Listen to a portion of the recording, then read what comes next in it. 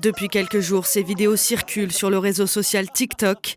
Des jeunes se lancent ce défi qui consiste à se provoquer une syncope.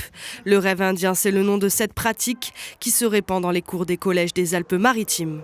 Ouais, il tombe et après il est inconscient et il se relève et il se souvient plus de rien. Nous on savait juste que c'était un jeu débile genre pour faire genre juste tomber dans les pommes, mais en fait c'est plus dangereux que ça. Mais pour cette maman d'un collégien, c'est le choc. Elle met en cause le contrôle des parents sur ce que font leurs enfants sur Internet. Il faut que les parents en fait, aient le contrôle parental, même s'ils sont adolescents. Il faut toujours avoir l'œil dessus, quoi. Et parler avec les enfants. Moi, c'est la première fois que j'entends. Donc, je connaissais le jeu du foulard, mais pas celui-là. Dans ce collège situé à Nice, les enseignants, infirmiers et la principale ont décidé de sensibiliser les jeunes. Est-ce que tout le monde a compris que c'est un jeu dangereux et que je ne veux pas que ce soit pratiqué dans ce collège? On est d'accord là-dessus? Les conséquences de ce jeu dangereux peuvent être très graves, jusqu'à la mort. Pour ne pas les inciter à le faire, on essaye d'être bref, tout ça.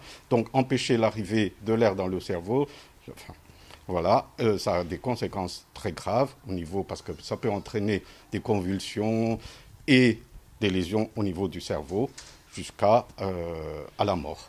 La directrice l'assure, aucun cas n'a été constaté dans son collège. Elle souhaite aussi prévenir et informer les parents sur la présence de ce nouveau fléau des cours de récré. D'informer les parents à travers une communication écrite pour leur dire donc d'être vigilants.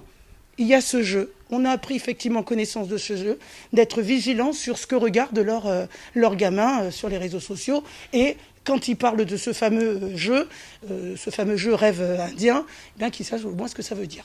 Jeu du foulard, jeu du briquet ou du potager, ces jeux apparaissent aussi vite qu'ils disparaissent. Selon Nice Matin, sur la journée d'hier, 6 cas de rêve indien ont été recensés sur la Côte d'Azur. Le recteur de l'Académie de Nice, Richard Lagagné, est conscient du problème. Effectivement, ce sont un phénomène assez récurrent. Les réseaux sociaux jouent un rôle important en termes de diffusion. Ça touche notre académie et ça en touche d'autres.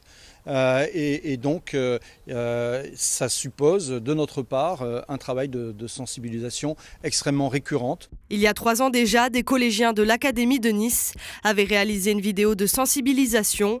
Les jeunes pointaient déjà à l'époque ces jeux dangereux et leur diffusion sur les réseaux sociaux.